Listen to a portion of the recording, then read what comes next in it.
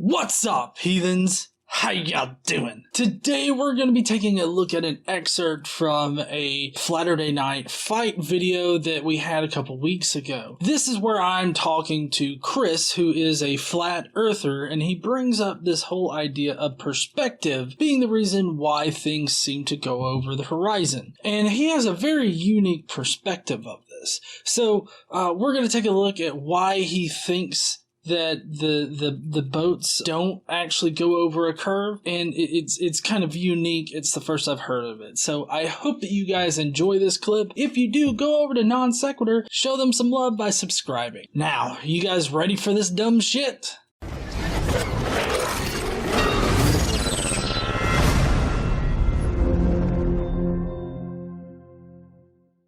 Yeah, my name's Chris Berry. From Oklahoma originally. I live in Texas now, and have for like the last 12 or so years. I have a bachelor's degree. I don't have a master's degree. It's in information management systems. It's basically like an IT degree.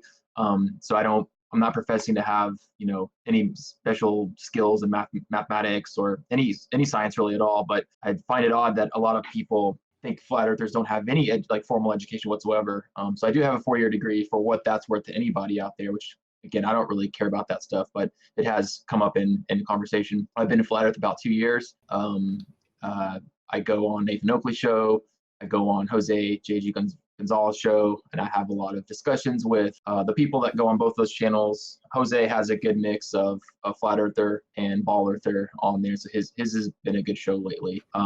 I do think the earth is flat. I have a couple pet peeves as a flat earther. One is they think we are either dumb, unintelligent, no education, which is not true. They don't believe that we actually believe the earth is flat, which I guess I can only speak for myself, to be honest. I 100% believe the earth is flat. And I don't know how else to explain that, or I'm not a Poe. If I ask questions, a lot of times it's it's for clarification. It's not because I'm being a Poe or, what have you. So I do believe the earth is flat, and everybody that I know that is in the flat earth community does as well. So there you go. Okay. Just start off preliminarily. Why did you at any time believe that the earth was a globe? Oh yeah, absolutely. So I'm 35, and for 33 of my 35 years on Earth, I believed the Earth was a globe. I had never looked into flat Earth. I had never, other than hearing about it and people making fun of it in passing, like, oh, what is this, Flat Earth Society? Or, oh, if the Earth was flat, you'd fall off the edge. Those kind of remarks. I never thought about it until, like I say, about 2 years ago. So all my education and all my learnings have been in heliocentric round Earth model and theory.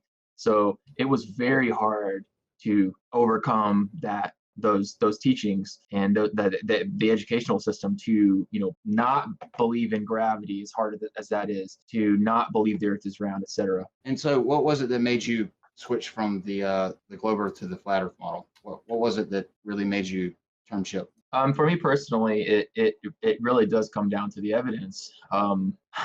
Just talking about seeing things too far. I talk with Globers now on almost a daily basis. And have you heard of the Rumpus? Oh yeah.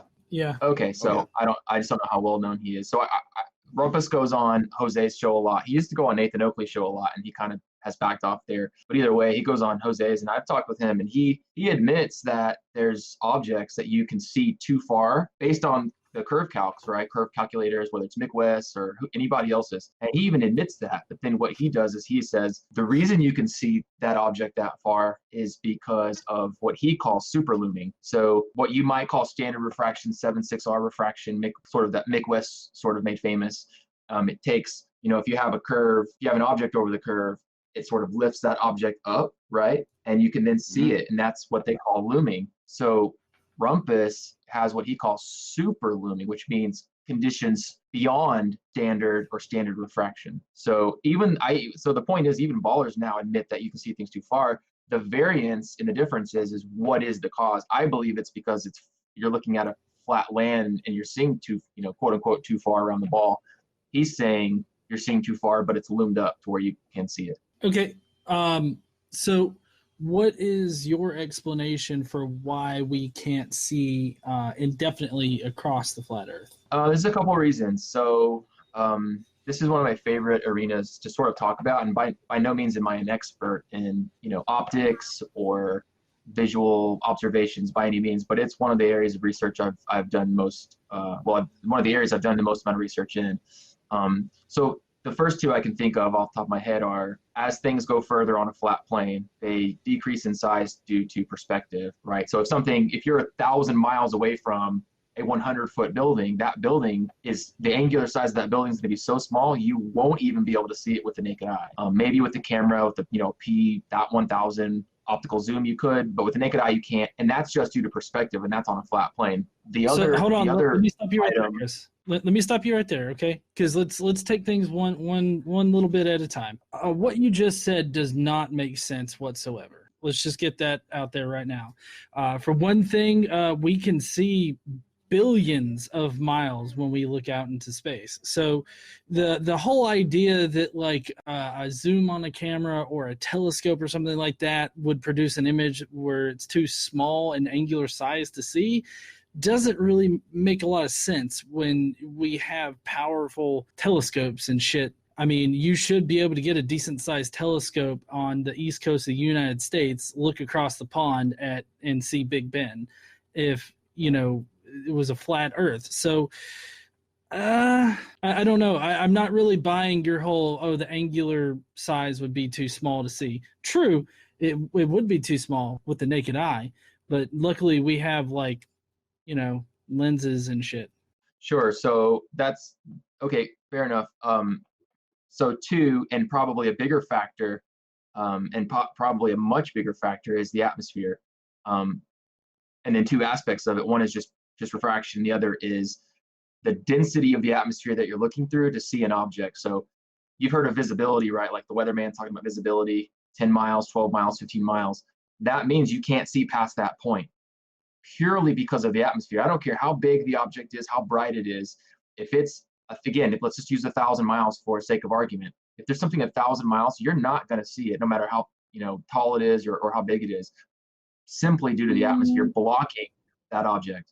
No, see, I'm really not buying that either, because you can look with different instruments in order to get past that particular hurdle, like the IR cameras that they got now. I mean, you can look in different portions of the spectrum of the radio. Shit, I'm blanking on it. Not just the visible light spectrum, but the other wavelengths outside of it, like IR and all that. So I mean, there are ways to get around that particular thing. Not to mention, I'm not exactly sure you're understanding like what the whole visibility issue is with the atmosphere. I mean, if you had a perfectly clear day, like for instance, there's not going to be much like air pollution in the middle of the Atlantic Ocean, for you to like have to look through and all this other stuff.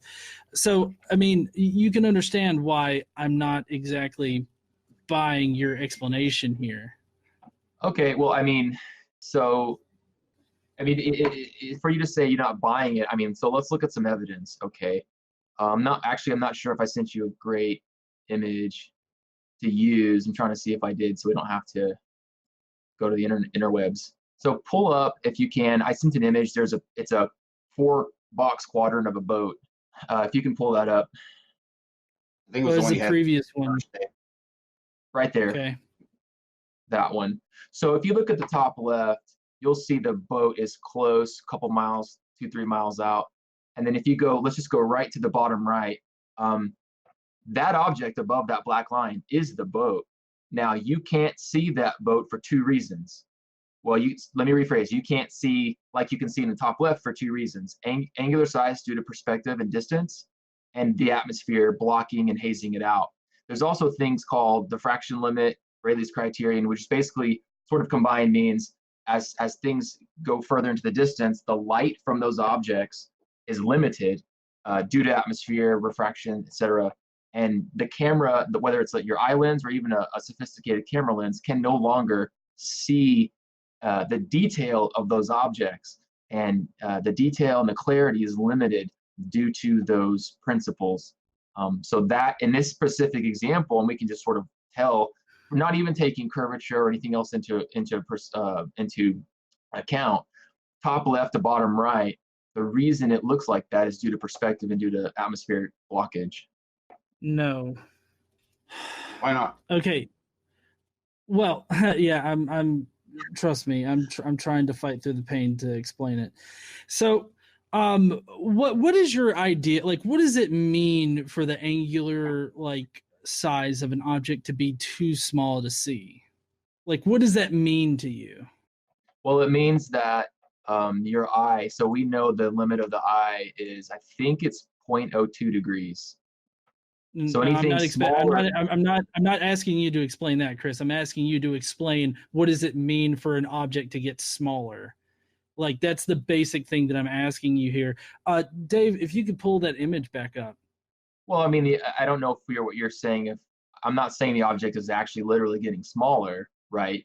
No. I'm not saying that the object is literally getting smaller. I was purely just asking you what it means for something to get smaller as you view it. I mean, if you just look right here, you have the very top of that boat that's still being seen at the angular resolution that it would be when it goes over the horizon. How do you explain the bottom part of it getting infinitely smaller instantaneously rather than it just going over a curve? You would have to explain why objects instantaneously get too small to see. Why does that happen? Why are you saying instantaneously? These four images are over a period of many minutes. Okay, so the bottom right change. corner. So the bottom right corner there, you can see the very top of that boat. The angular size of it is the angular size roundabouts of when it went over the actual curve of the Earth, right? So it hasn't gone over any curve. No, but it has. I'm just talking about reality here. So the angular size is still. Hold on. Okay, regardless of a curve, look, Chris. Regardless of a curve, the angular size is big enough for it to be seen, but it instantaneously disappears. You see that, right? You see that it instantaneously disappears at that line that you have drawn. Like, it does not like get smaller or anything like that past that line. It just instantaneously disappears. Why would it instantaneously disappear? I don't fucking know why it would, but you seem to think it does. No, I've not once said anything about any object instantaneously disappearing. So I'm just confused. See, I'm explaining what your whole idea here actually entails. That's what I'm telling you right now. Why are you explaining what I'm saying? Why don't you tell me let's take a step back. The question on the table is why things can disappear on a flat plane. I've told you perspective and atmospheric distortion. So if you go to the top left to the bottom right, we see both of those things. And in fact, in that same video, if you let it play, that object eventually disappears in the exact same spot you see the bottom right. It doesn't go up, it doesn't go down any further, it just disappears because you can no longer see it through the atmosphere. Okay, listen. If something gets too small to see, that's the reason why you're saying that it disappears, right? That it just gets too small to see. No. I'm saying that's one reason, but I'm saying a much bigger reason, even in this example, is that, I mean, what's that boat? 6 miles out? Eventually, it's 7 miles. The boat's gone. You can't see it anymore. But it's not dropped. It's just disappeared into the haze of the atmosphere. No. Okay. So why does the haze of the atmosphere operate like a dome? Because and even then it would be like an inverted dome because things disappear from bottom to top. Talking about domes?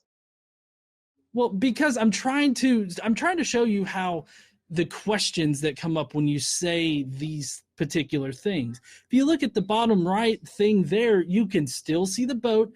The boat is still at an angular size that you should be able to readily see, but for some reason, just past that black line that you have, it instantaneously disappears. It is no longer there. For whatever reason, it instantaneously disappears. So that means in order for angular size to make a difference in how much you can see of it, it would have to be instantaneously getting smaller at that exact point.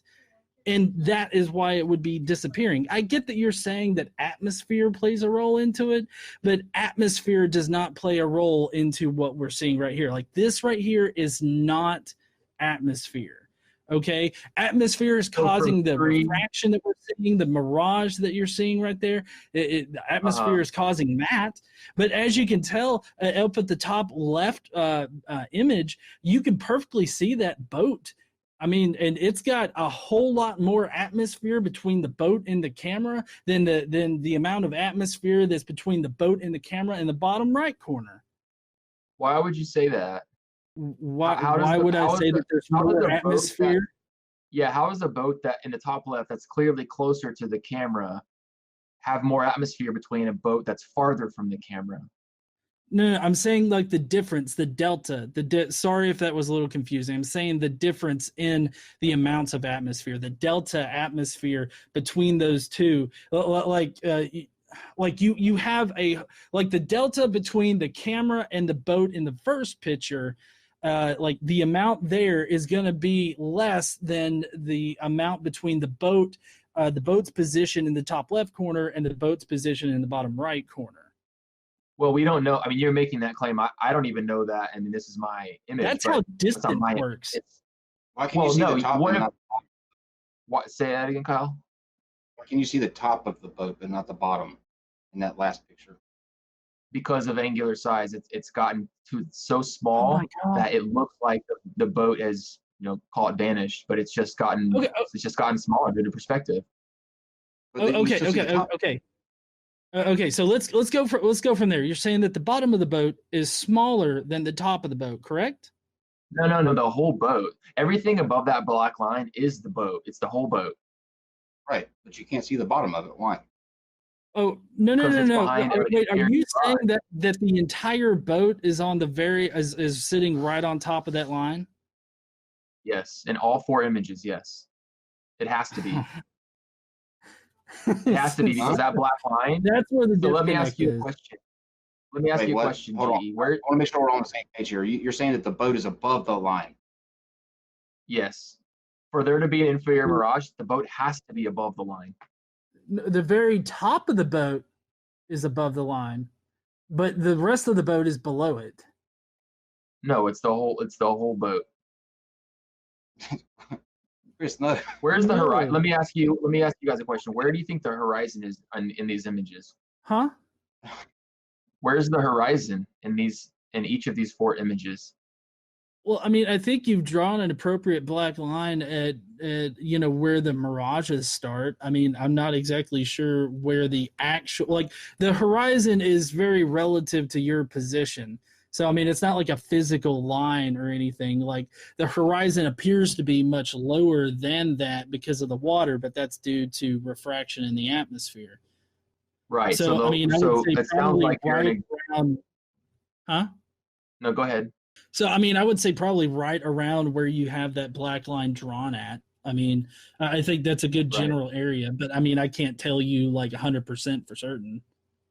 Right. But in general, it's where I've drawn the black line. Now, so one thing to note about that is that the line, the farther out the boat goes, rises. Okay. Why is it rising? It should be going down and dropping away. And remember, the boat's already at, so let's just say 3 miles. Okay. And it's only going further out.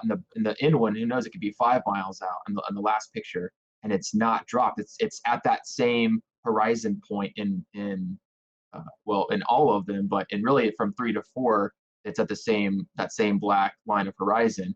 The water line that a lot of people would say is the horizon isn't. It's called an optical illusion due to refraction. Everything between the blue water line and the black line is water. It just, the inferior Mirage has mirrored the sky onto that water, so you can no longer see the, call it the edge line of the. Are you fucking serious right now? Because, I mean, it's obvious that the person in this particular video zoomed in on those images. Like, on the starting with the second one, it's zoomed in. I mean, I don't understand how you can be serious about arguing About what part? that particular thing. Which thing? We talked about a lot of things. Well, the thing that you just asked about, like, why does the horizon, what is it, raise up, is what you said? I mean, the camera obviously zoomed in to it so that it could continue watching it go over the horizon. So you think by zooming in, it increases the height of the horizon line? Well, no, I think that when you zoom in, you move the camera around, and therefore he just put the camera in a different position. You think so? By zooming in, it actually increase the elevation of the camera by zooming in. Okay. Look at my finger right here. If I zoom in and I move it to put something else in position, like, is this physically making the horizon line move? It's moving the lens and making it centered into the picture. No. Okay, let's pull up. No, changing the angle won't increase the height of the. Man, that discussion was particularly hard that night. I mean, he's a nice guy, and maybe I was a little bit of an asshole at first. But I mean, I guess I'm just used to the other types of flat earthers out there that are just unabashed assholes. But hey, leave me a comment down below with what you thought about this segment of the Flaturday Night Fight that I had. While you're down there, make sure you smash that like button and subscribe if you like this kind of dumbass content. Don't forget to stand up and use your voice, and I will see you heathens later.